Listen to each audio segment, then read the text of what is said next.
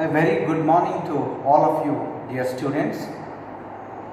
Today I am going to discuss on the plot or the story of the play King Oedipus or Oedipus Rex. But before that, I would like to tell you the whole story of Oedipus myth. Now, when we look at this drama written by Sophocles, there has been a technique used by the playwright in which he takes the story in the present context and goes on revealing about the past that has already happened long back. Okay, so how does he take this story of Oedipus, the king, into his drama? How he relates to the past as well as the present, we will see in this class. So I will first narrate you the story of the unfortunate King Oedipus. To begin with, this story begins from the parents of Oedipus. The whole story happens mainly in Greece, and that too in the three main city-states: Thebes, Delphi and Corinth. Now Delphi is a place which is very sacred for Greeks. It is the place where they have the temples of god Apollo, and the oracle of Delphi is very famous in the Greek mythology. Thebes is a city-state, as is Athens, as is Sparta, as we see them in the epic Iliad. Then Corinth is another city-state in Greece. There was King Laius and his wife Queen Jocasta. The spelling is Jocasta, but it is spelled or pronounced as Jocasta. They both are ruling in Thebes and they are leading a happy life. A son is born to them. He is named Oedipus. Okay, it might be a later naming of Oedipus because of the thing which happened to him in his childhood. But what happens is a son is born to them, and soon after the birth of this son, King Laius and Jocasta are foretold a prophecy that this son is going to kill Laius and marry Jocasta in future. That means the son would kill his own father and marry his own mother.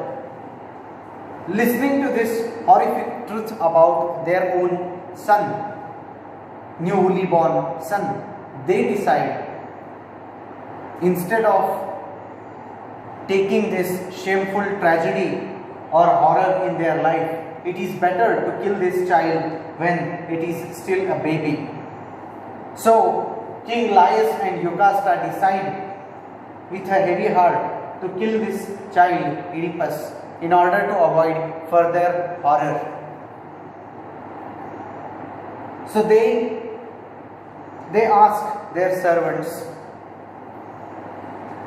to tie the feet of Oedipus and tie it to a kind of arrow, so that it is both the feet are pierced, so that they can recognize later if the child is left to live. So they both decide to have this child killed, and they ask their servants to take this child away from the city of Thebes, away from the city, and kill the child in the mountains.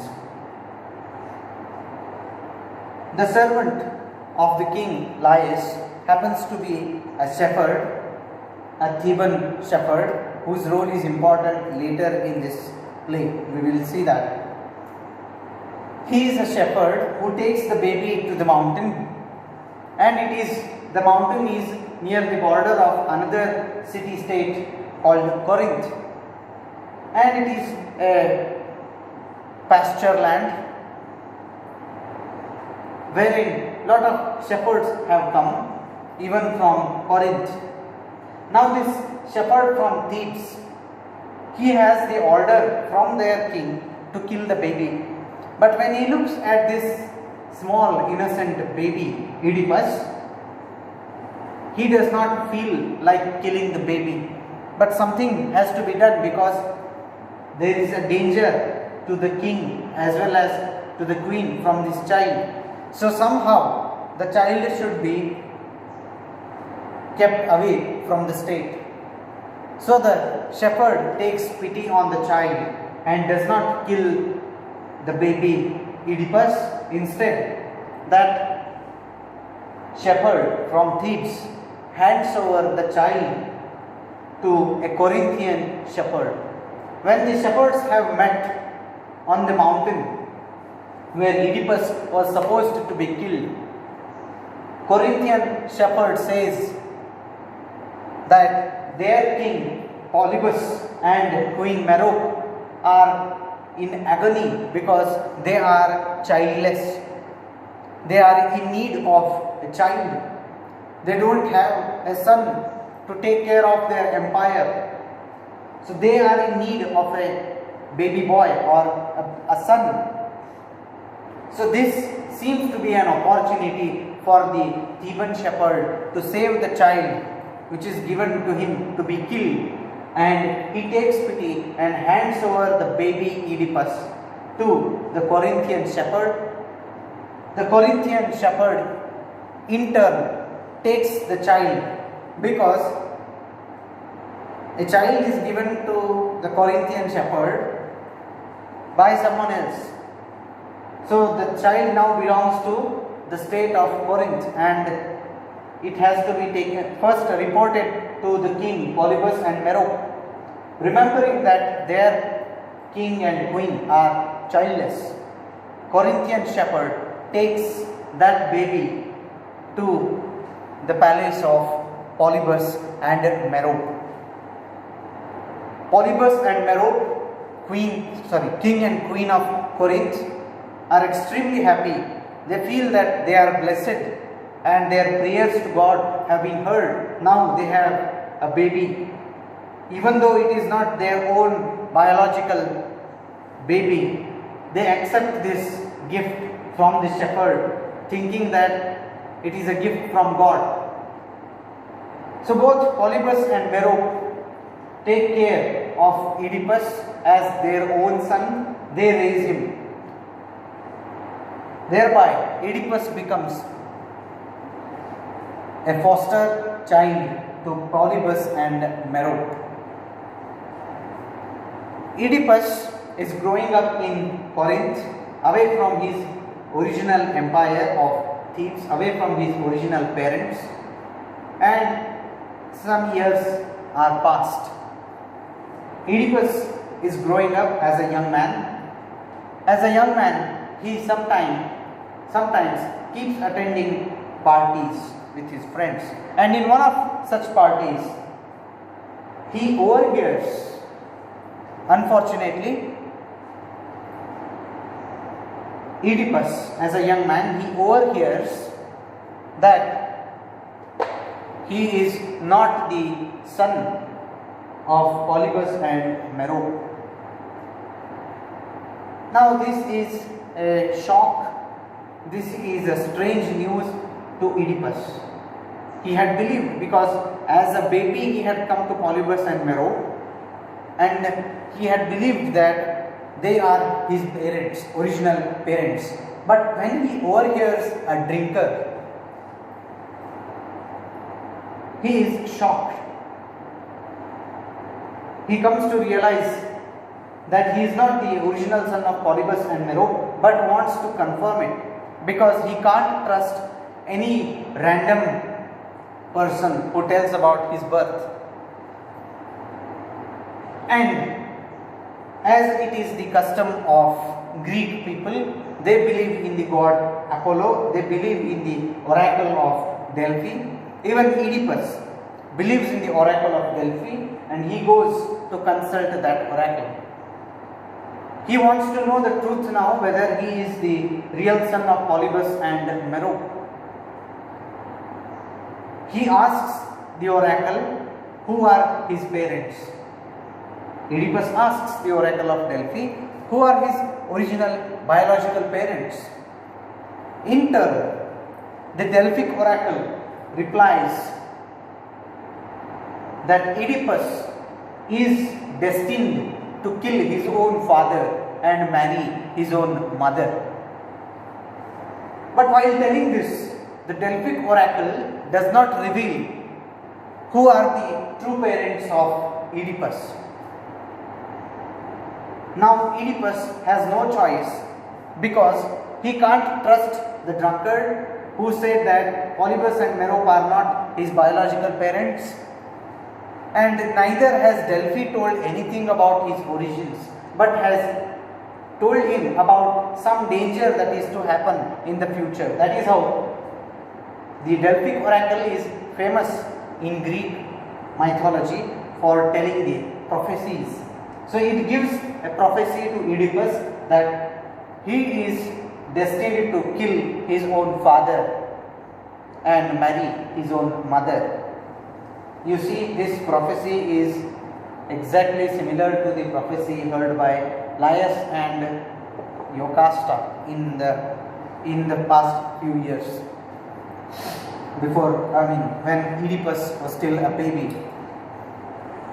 Now Oedipus believes that Polybus and Merope are his true parents, and therefore, to avoid this horrible truth of the prophecy, Oedipus decides never to return to Corinth, because there are chances that he might kill Polybus and marry his own mother Merope, who thinks that she is his own mother.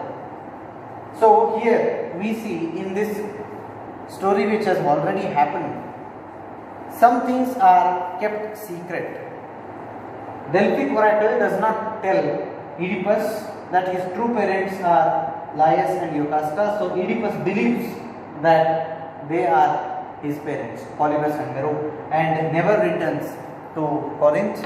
He becomes a wandering young man, and from Delphi he goes on wandering. While wandering, he has grown up as a very young and strong man. While wandering, he happens to come at a crossroads. Now this is a very interesting symbol here. At a crossroad where three roads meet each other, and that place, crossroads, is near to the empire of Thebes. At the crossroads, he encounters with another group of men coming from other direction, that of Thebes. So there is a group of people, and the group wants to use the road on which Oedipus was travelling straight, and Oedipus also wanted to use the same road, so they both quarreled. That group and Oedipus quarreled, and there takes place a fight between these two parties. In this fight, Oedipus does not know who these people are travelling from Thebes. He is not aware of anyone, or he does not know anyone from the other side, and he just, being a strong man, he just kills some of the group members coming from the other side, and only one person is escapes from that scene unhurt. And killing a few people of that group, Oedipus enters the city-state of Thebes.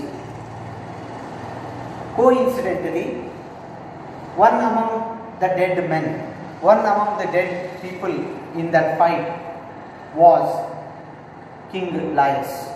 So already Oedipus has committed parricide without his knowledge.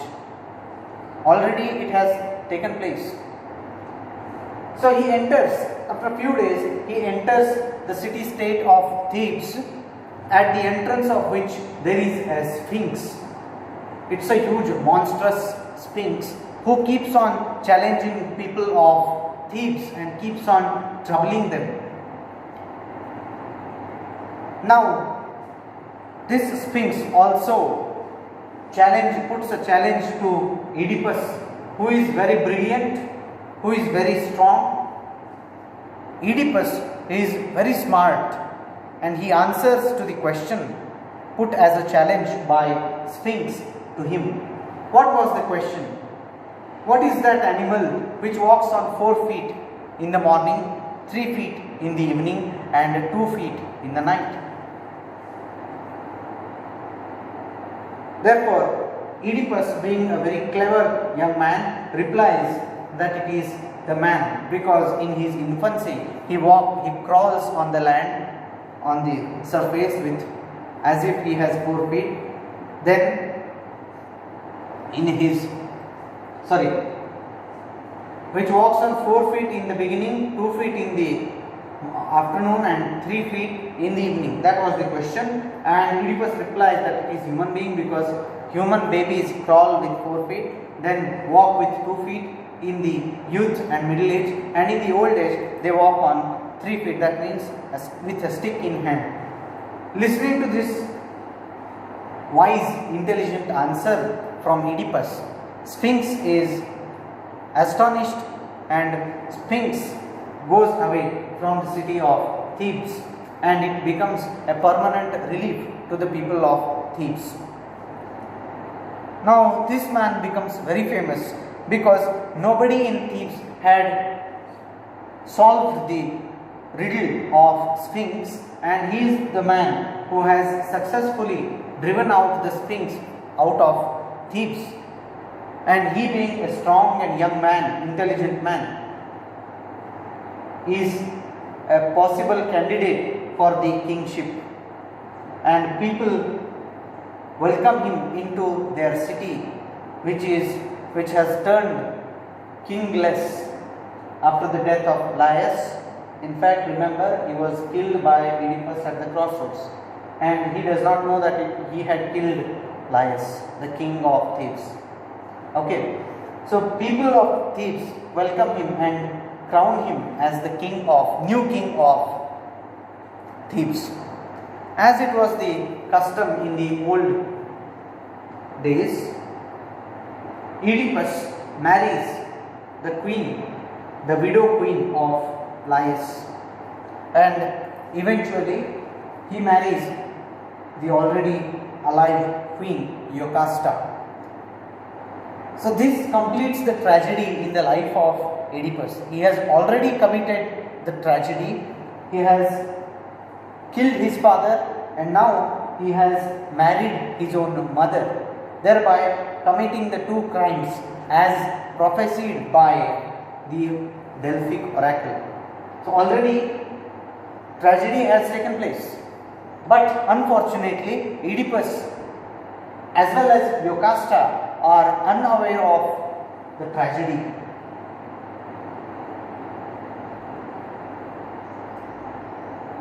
Many years are bygone.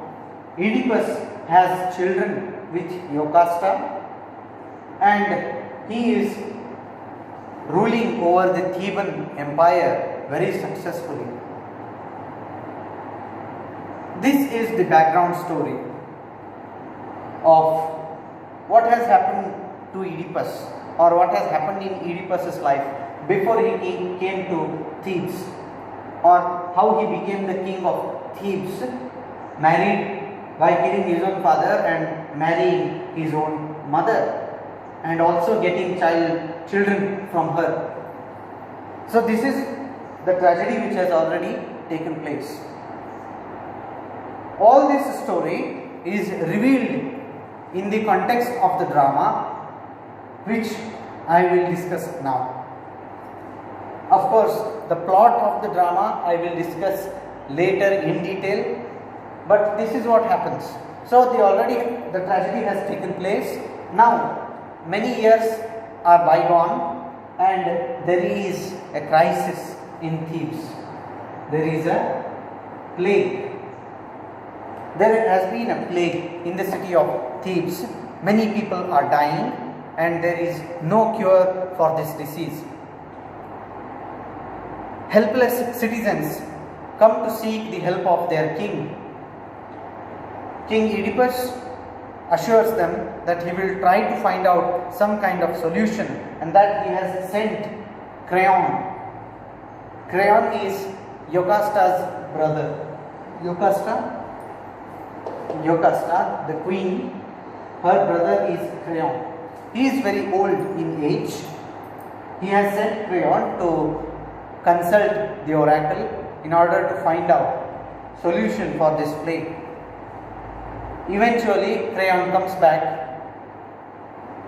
and tells that the oracle has said that murderer of Laius is living in the city and his presence in the city has been the cause of the plague. The plague will not end until we send this man, the murderer of Laius, out of Thebes.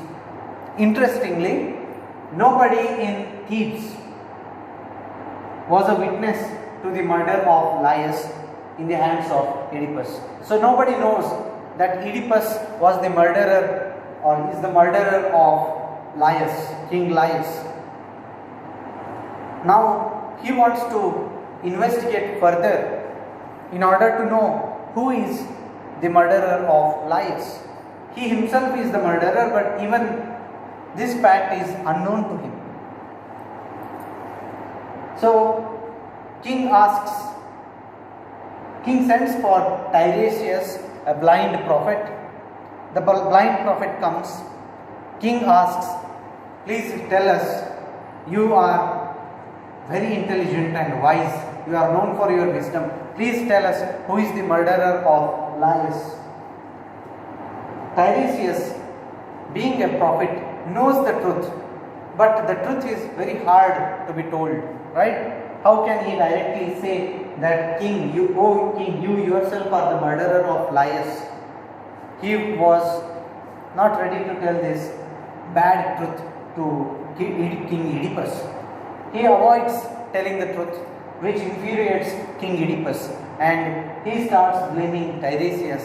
In turn, Tiresias also says that I am blind in my eyesight, but you are blind even if you have eyes. And later he also says, you will know the truth on this horrible day, and you will see that you are the reason for this tragedy. Now this is like a puzzle to Oedipus.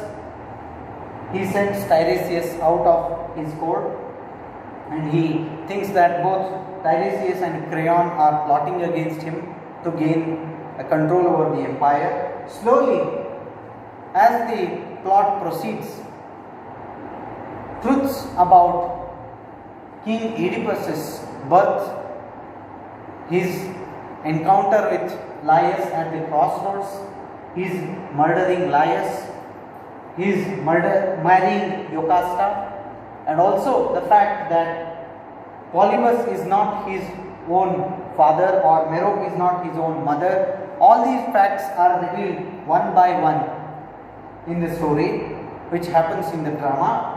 Some truths are told by Tiresias, some are told to him by Creon, some are revealed to him by Jocasta, some are told to him by that Corinthian shepherd, and some, the ultimate truths are told by the Theban shepherd. This is how these characters become the agents of revealing the secret of King Oedipus.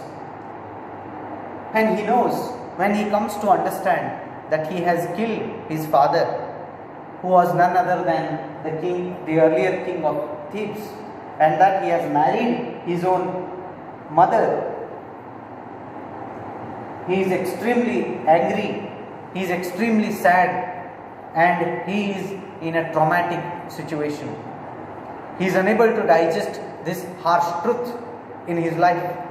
Already the tragedy has taken place. He himself is the reason for plague in his own city. This fact is very painful for Oedipus. Queen Jocasta, who has already come to know who is Oedipus, is also extremely sad, and she has gone inside the palace. She has committed suicide. Oedipus runs behind to find where is Jocasta. He finds his own mother, now his wife, hanging from the ceiling. Looking at this tragedy, Oedipus feels that he cannot see anymore because there is nothing worth seeing to him in his life, because he has seen the most horrible tragedy anyone can see in the world and blinds himself, and he is sent out of the city of Thebes. This is the story of unfortunate King Oedipus. So I have told you the background story and later story which happens in the present context of the text. In the next class, I will discuss how this story happens, how the revelations take place one by one, what comes after the other, how the truths are revealed, how King Oedipus starts reacting at these truths. We will study them in the next lecture. Thank you.